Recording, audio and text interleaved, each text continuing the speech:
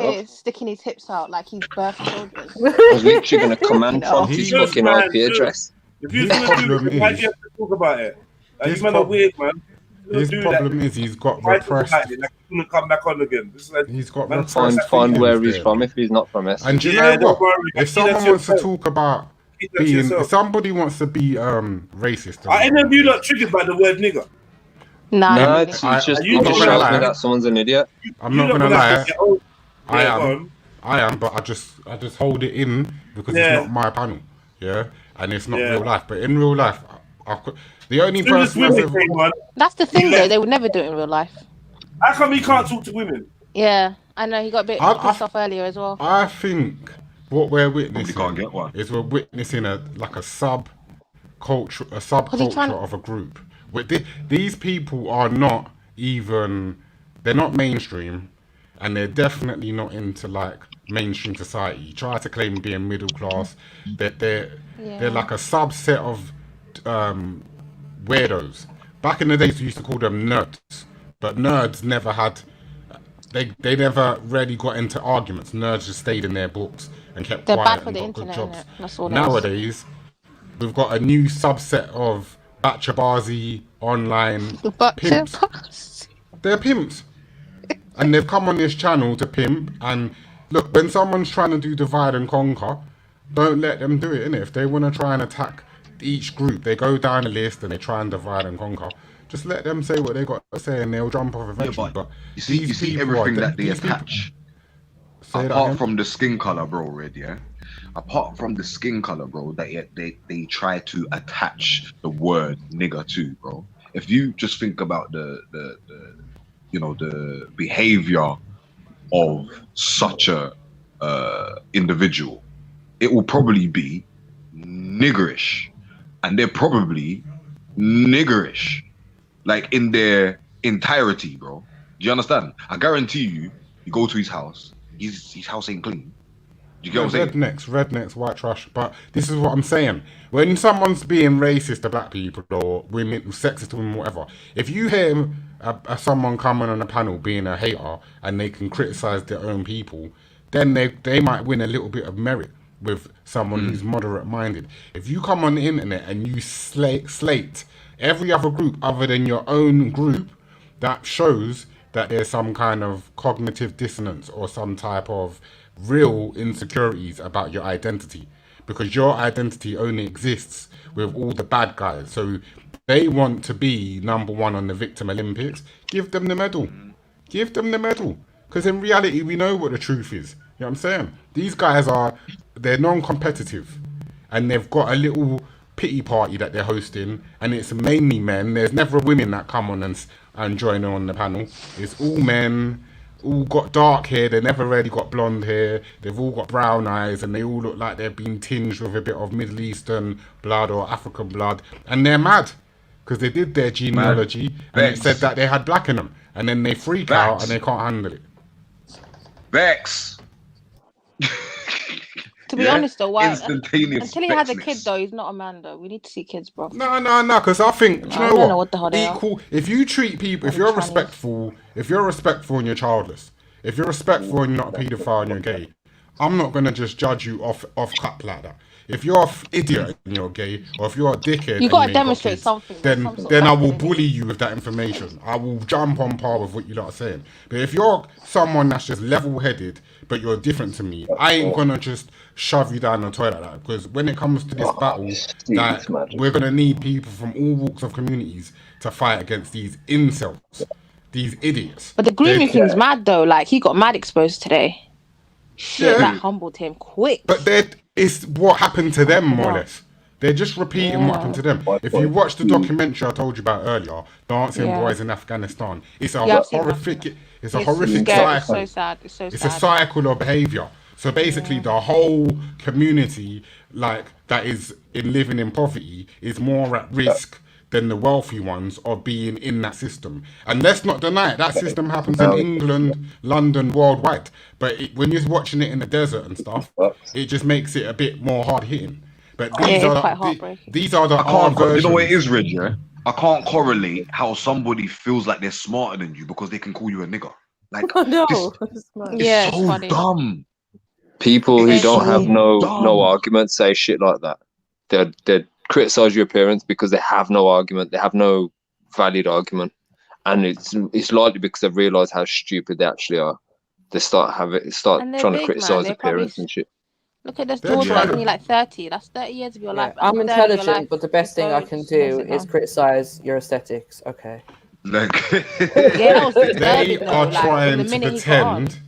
They're trying to pretend they're prejudiced. Now, I'm prejudiced, yeah. And I never really talk about my prejudices, but I am. We all are. We've got things that we don't like about things, and we're trying to work with our egos to try and be better people.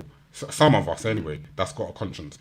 What annoys me and insults my intelligence is when people are pretending that I'm just being prejudiced when no, in fact, you're being racist. You're being blatantly racist, and you've studied it like a degree, and you use these trigger words and these images that most people in our everyday will go over their head unless you're someone that studied it like relentlessly. Then you know what I mean. You'd pick up on these racial stereotypes that they're playing along with. Everything from hair, skin, you know, you name it. They're playing on these stereotypes.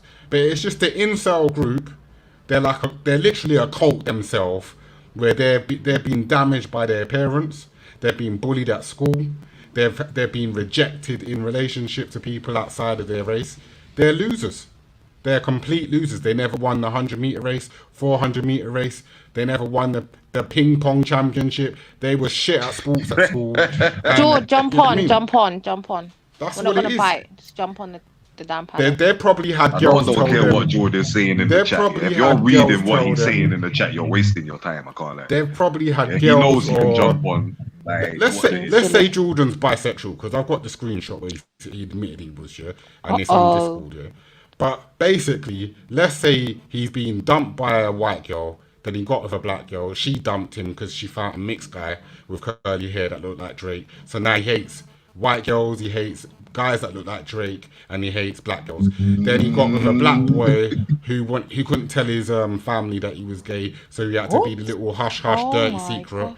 Then he got angry at black Red's coming with the receipts today. So- Reds, I think, can we see this evidence? I'm just playing out a storyline from any soap opera, any kind of like mediocre storyline of Netflix or whatever. He is the ultimate victim. He's the ultimate victim. No, 100%. If he's with a 23-year-old at 30, a girl that's just fresh out of uni that just learned how to use the NI number, there's something going on, bro. Like, you can't, nah. That's already off for me. They've won the Victim Olympics. I'm giving them the gold trophy on that. They won that. And England didn't win the finals. Italy won, but they got to the finals. And good. Sometimes you got to lose to win. Do you know what I mean?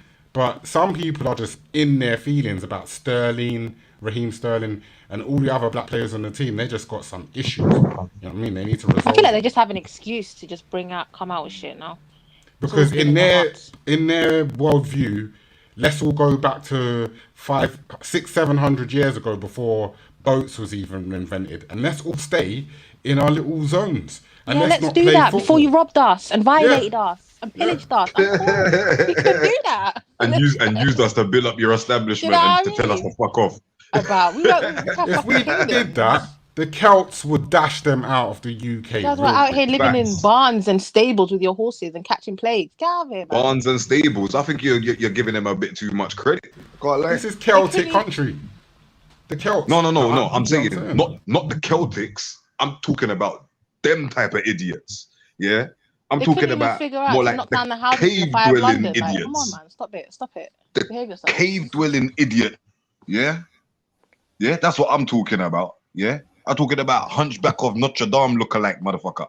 Yeah. You know that show Absolutely Fabulous with yes, man. Yes. Darling. That's their mothers. They both sounded like darling when they were talking to each other. Alcoholic. Remember the daughter that was the nerd, and she hated her. Yeah, that's Jules. Jules had a mum like that. Bisexual, best friend, in and out the house. Darling, kissy. You know what I'm saying? Yeah. That It's type these of shit. what do you call themselves? Metapolitical, metrosexual, all this Yeah, all this metro bullshit going on. I'm joking. Yeah. That's all it is, bro. Let's not use synonyms. And Let's the just say what it dad is. ran off with a black man in absolute. Yeah, that's what I was saying. Definitely, all this attacking Jedi thing. 100. Either his girl got taken by Nigerian, his mom got taken by Nigerian. Something's happened in his life. The whole It's too family's deep. The pain is too dysfunctional. deep. It's the whole family's goes deep. dysfunctional. Like that horror film where the girl runs into the house. And I forgot the name. Texas Chainsaw Massacre. She runs into the house and she thinks she's getting help, and then she realizes that the Texas Chainsaw Massacre is a child abuse kid from a dysfunctional family, and his mum's nuts, his dad's nuts, his sister's nuts, and she's got to get the hell out of that house. You know what I'm saying, if you watch Texas Chainsaw Massacre, it's a horror film that shows you about. Sorry, Red, to cut you, but I'm just going to say whatever's happened to him in his childhood to get him to where he is now, we can't do anything about that. But what I'm concerned about is this grooming stuff and the young people that he could possibly be affecting. And I think we need to find out more about that. Like, what is this bullshit? No, but this is actually real. Like, there's whole training sessions for teachers, because far-right radicalism has completely increased. Like, it's gone literally out of the roof. It's insane at the moment. And this is what he's pushing. This is what he's grooming. Yeah, that's literally what he's doing. Yeah.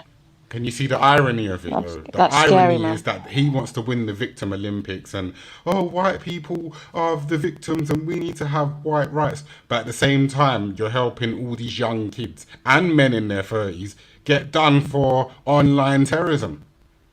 So you're part of the problem. You're not even a solution. Unbelievable. I'm not a terrorist. I'm just tracking where he's from. Yeah, where did these people come from? Like, where do you guys call out of what? Oh my god, I can't. I told you, yeah, these cave-dwelling idiots.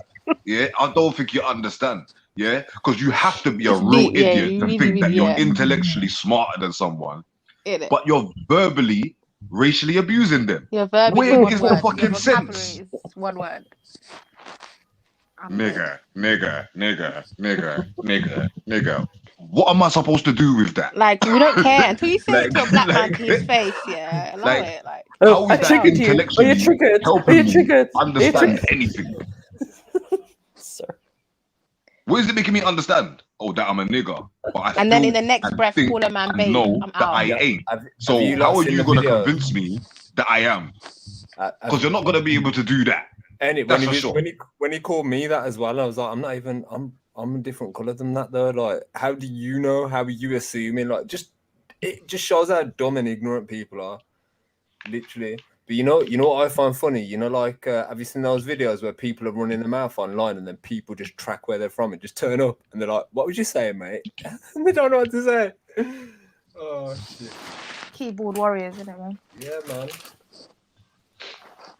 Trust me. When he started saying that, like, "Oh, Judge, you got history and all this," I'm like, "All right, so you want to play that game? All right, play that game." You know what it is? You know what it is with that hate, yeah? This is what I'm trying to say about these so-called smart intellectuals. Mate, he said, why did Afghan say that to you in an argument that you was having with him online? So where was the paperwork? Where was the paperwork for him to actually believe what the fuck he was actually trying to say? Bro, you know what killed me? Where he goes, "I've got friends that are immigrants." Like, I wonder if you call them that. Your mum. I don't see ethno-nationalists as intellectualists. Intellectualists are they're not. That are like Sarah, who's a school teacher. She's gone uni, she's done teachers training. People that's gone and done a PhD or doctors. They're good with trigger words. They're very good with trigger words that trigger certain emotions. But when you actually stop and listen, it's just bullshit. Ethno-nationalists are people like that. You know, like when you show them that their words do not offend you, do not bother you, they don't know what to do with themselves. Because if he's saying the N-word, bare, but as soon as we were like, bro, it's not offending. Ethno-nationalists are a walking contradiction for the simple fact that they claim to be nationalists, but the American nationalists are Republicans. The British nationalists come from a monarchy place, and the German nationalists, I can't remember if they've got a monarchy or whatnot. So internationally, they're against each other on a global level because they're against the global agenda. British nationalists are supposed to be monarchists. They're supposed to love the Queen and her territories, including India, all around the world, Caribbean, wherever it might be, and they're supposed to be tolerant of that, even though they could have prejudices against those people. They're still supposed to be supportive of the monarchy and the system that this channel is not feeling that system, because it discusses it regular, So when you hear ethno-nationalists talk, and they talk about a one world globalist NRX movement, where basically it's an anarchy, a reset, and white civilizations can find a new monarchy and then a new religion, a new fascist Christian faith to dominate. It's impossible because we've got nuclear weapons. That future that they're talking about is from like the film Mad Max from the 80s. It's not going to happen. So they're deluded, and a lot of them are on ecstasy and cocaine. Let's just be real, innit? Yeah, this is what I was trying to say to him. Like, That's why they can't have kids out here 30 years old. And I've been saying this for a very long time.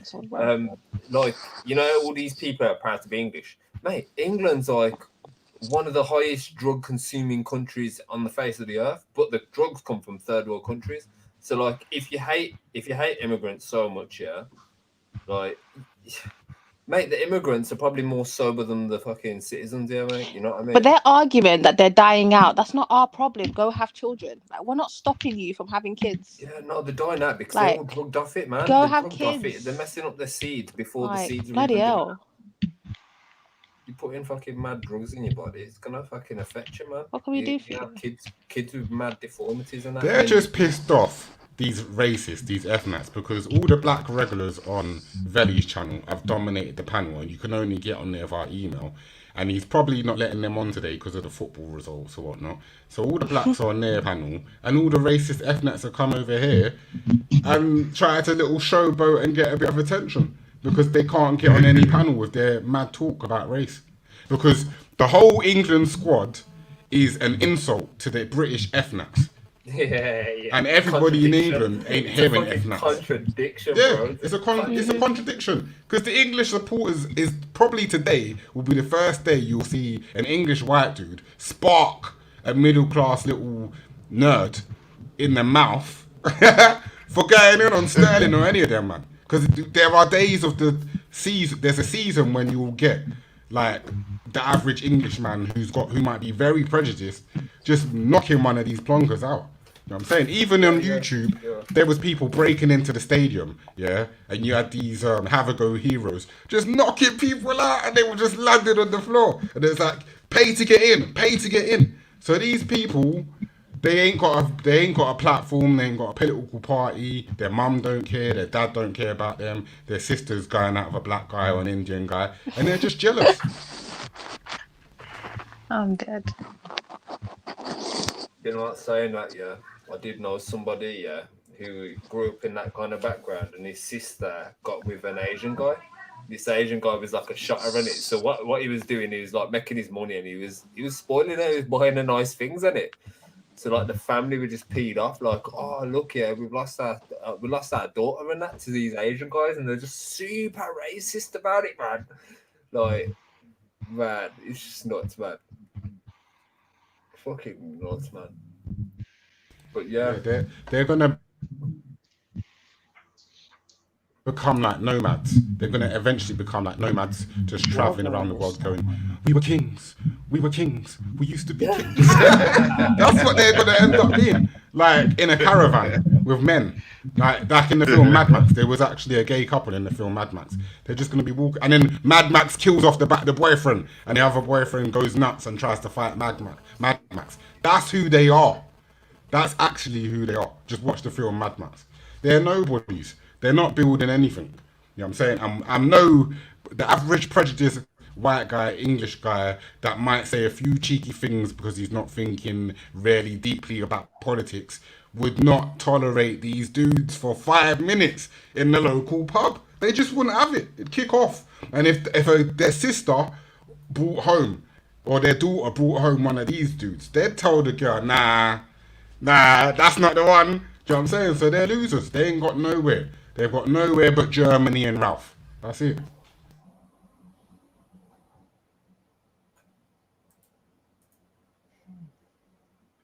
Well, there was a great conversation today, guys, about football. Any more headlines come out about this? Anything else that we need to know? Because I'm surprised that there hasn't been more, to be honest. And I think I was just surprised at the fact that everyone was shocked at the headlines that were coming out today. Like, what did you not really expect?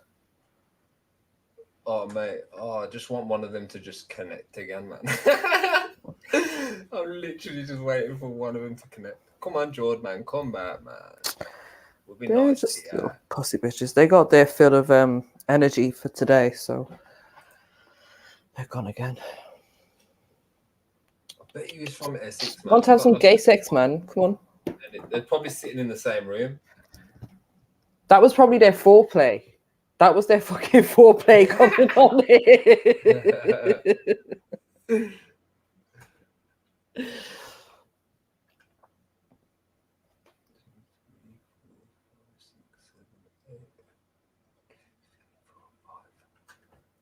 I could go in on them, but I'm just gonna keep it PC, man. I'm not even gonna go. Yeah, I want to know more about this bisexual thing with George. Like, he does need to address that. We need to know about this, Red. He's just We need to know the validity of this. He just thinks he's a sweet boy, but the thing is, he's getting older, and he ain't as relevant as he thought he was in his heyday, innit? So. So, right, has he removed all of his content because of this investigation? I think that the police, the Home Office are aware of what's going on, but the way that they're dealing with the issues online is they're trying to not advertise as to make people scared and close all their accounts. They're trying to just catch people in the act, innit? Yeah, but yeah, it's everything has metadata. Every little thing you write. 1 second. Rich LK, jump on the panel and I'll tell you what my problem is with bisexuals. Individual IP addresses and stuff. There's ways, man. There's ways to find out if somebody's IP address is fucking flagged and shit, man. You know, people get flagged on that. So, Red, do you know why he doxed himself a few months ago? He likes publicity, so that could be it. So it's just like a little publicity stunt. But I think that eventually, because he's been in the mainstream media, like he's been around the Sun newspaper, Vice newspaper, and then he's got his little YouTube platforms and all that. Eventually, he's gonna regret being part of this movement when he gets older. There was another guy that from Leeds, I forgot his name. Similar situation. Pick up Sarah. He's there's a racist guy from Leeds, politician. He got into the BNP party, then he got exposed by the BBC. It's all on YouTube. I've forgotten the guy's name. But yeah, he had a kid like last year or whatever, and he's just kind of his name was Mark Collette. And Mark Collette was full on racist. He did a documentary with the BBC. It's on YouTube. And then basically, when he went to the pub, he tried to talk about the white replacement to some guys in the pub. And they just were like, no. They literally realised the camera was filming and they was like, no, we're not down with that. And then literally they had to leave the pub. And then recently Mark Collette had a daughter or a baby.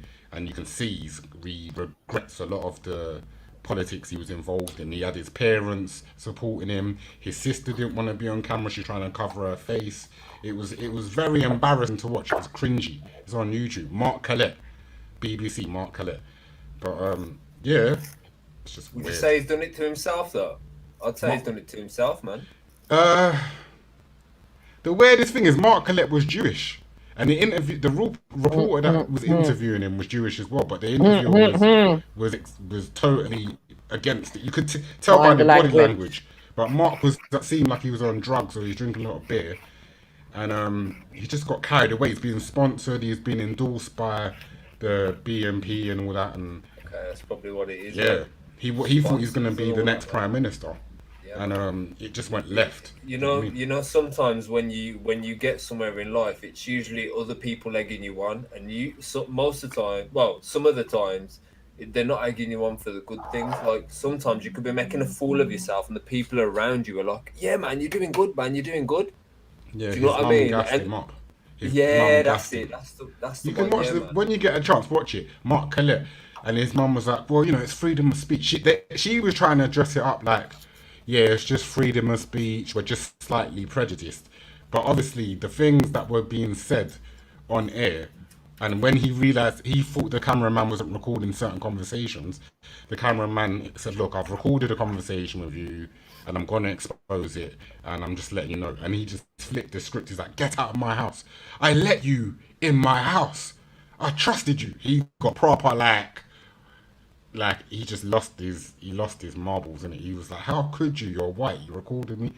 But then he was the reporter was Jewish, isn't it? So he had his alliances to his Jewish community and not to the EDO. Man, that Mark Collette geezer, man, he looks like a fucking mouse, mate. Yeah. Ugly bastard.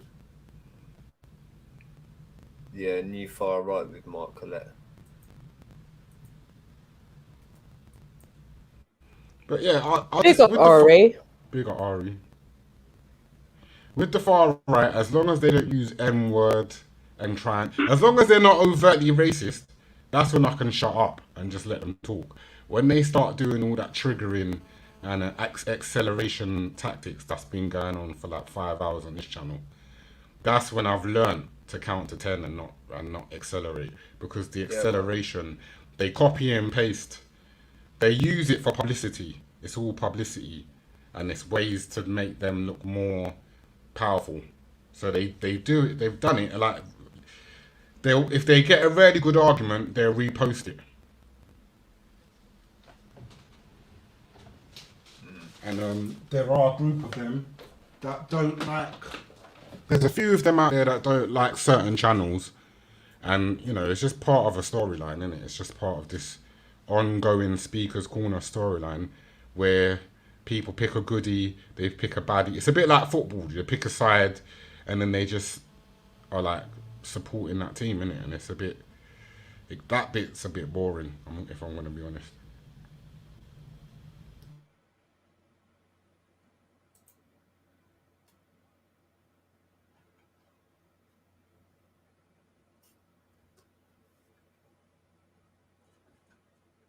Yeah.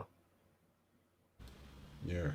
And you see, H, when they call you the M-word, yeah, they're only calling it to show you their ignorance and to show you a level of disrespect to... I think they do it for a reaction, so then you say, because they say it in